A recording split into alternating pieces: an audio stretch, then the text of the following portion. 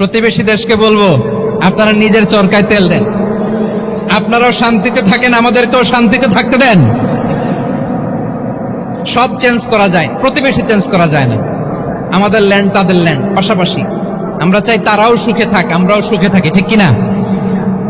কিন্তু প্রতিবেশী হলে বন্ধুত্বপূর্ণ আচরণ করতে হয়। প্রতিবেশী যদি বন্ধু না হয়ে প্রভু হতে চায়, এরকম দানব প্রতিবেশী কেউ চায় না।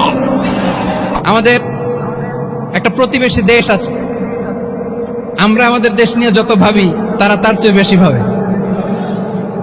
কথা বুঝতেছেন না? আরো ভেঙে বলতে হবে। হ্যাঁ, আমরা আমাদের দেশ নিয়ে যত উদ্বিগ্ন, এদের আরো টেনশন বেশি। বলেন, আমাদের দেশে শান্তি আছে না নাই? আমরা হিন্দু মুসলিমে কখনো দাঙ্গা লাগে? আসতে বলেন, কেন লাগে? ওদের পূজা পার্বণে আমাদের মাদ্রাসার ছেলেরা যে পাহারা দেয়, চিল্লায় বলেন ঠিক কিনা?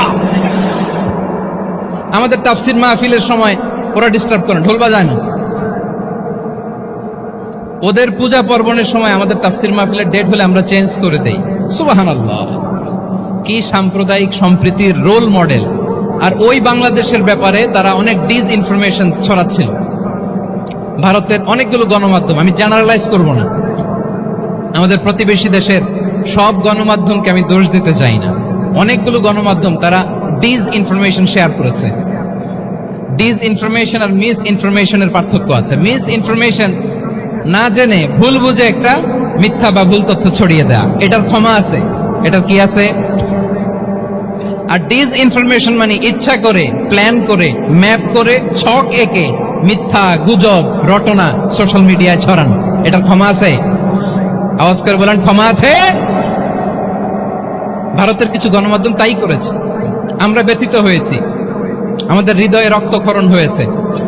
আমাদের প্রতিবেশী দেশকে বলতে চাই, আমাদের দেশ নিয়ে আপনাদের ভাবার দরকার নাই। নিজের চরকায় তেল দেন, নিজের দেশ নিয়ে ভাবেন। গত মাসের ভয়েস অফ আমেরিকার রিপোর্ট, বাংলাদেশে সংখ্যালঘু জনগোষ্ঠী আগের চেয়ে বেশি নিরাপত্তা পাচ্ছে। Report voice of America, Muslim report নাকি? মুসলিম জরিপ, ভয়েস অফ আমেরিকা। কথা বুঝে নাই বোধহয়। ভয়েস অফ আমেরিকা কি আমাদের রিপোর্ট? না, ভয়েস অফ আমেরিকার জরিপ, বাংলাদেশের সংখ্যালঘু জনগোষ্ঠী আগের চেয়ে ভালো নিরাপত্তা পাচ্ছে। শুধু এখানেই শেষ না, মাইক্রোসফটের একটা জরিপ শোনাই আপনাদেরকে। তারা সারা পৃথিবীতে গুজব, ভুয়া আর মিথ্যা নিউজ ছড়ানোতে কোন দেশ সেরা একটা রিপোর্ট করেছে। এর মধ্যে 1 নম্বরে এসেছে ভারতের নাম। মাইক্রোসফট তো মুসলমানরা চালায় না? কথা বোঝে নাই বোধহয়। প্রতিবেশী দেশকে বলবো, আপনারা নিজের চরকায় তেল দেন, আপনারাও শান্তিতে থাকেন, আমাদেরকেও শান্তিতে থাকতে দেন। সব চেঞ্জ করা যায়, প্রতিবেশী চেঞ্জ করা যায় না। আমাদের ল্যান্ড তাদের ল্যান্ড, পাশাপাশি। আমরা চাই তারাও সুখে থাক, আমরাও সুখে থাকি, ঠিক কিনা? কিন্তু প্রতিবেশী হলে বন্ধুত্বপূর্ণ আচরণ করতে হয়। প্রতিবেশী যদি বন্ধু না হয়ে প্রভু হতে চায়, এরকম দানব প্রতিবেশী কেউ চায় না। ভারত যদি বন্ধুত্ব উপহার দেয়, আমরাও বন্ধুত্ব দিব। কি বলেন? তারা যদি বন্ধুসুলভ আচরণ করে, আমরাও বন্ধুত্ব উপহার দেব। কারণ আমাদের পররাষ্ট্র নীতি হচ্ছে সবার সাথে বন্ধুত্ব, কারোর সাথে বৈরিতা নয়। আলহামদুলিল্লাহ বলেন, কত চমৎকার পলিসি আমাদের। আমরা নির্বিবাদী, আমরা বাংলাদেশিরা শান্তিকামী। We are proud of that. এজন্য আমরা গর্ববোধ করি।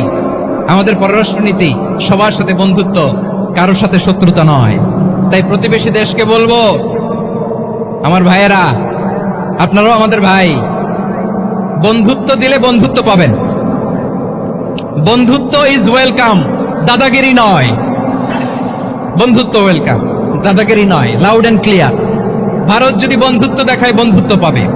কিন্তু ভারত যদি বাংলাদেশে আধিপত্যবাদ বিস্তার করতে চায়, বাংলাদেশের 18 কোটি জনগণ সেটা রুখে দেবে। ভারত যদি গৌর গোবিন্দের ভূমিকায় নামতে চায়, দেশের 18 কোটি মুসলমান শাহজালালের ভূমিকায় নামবে।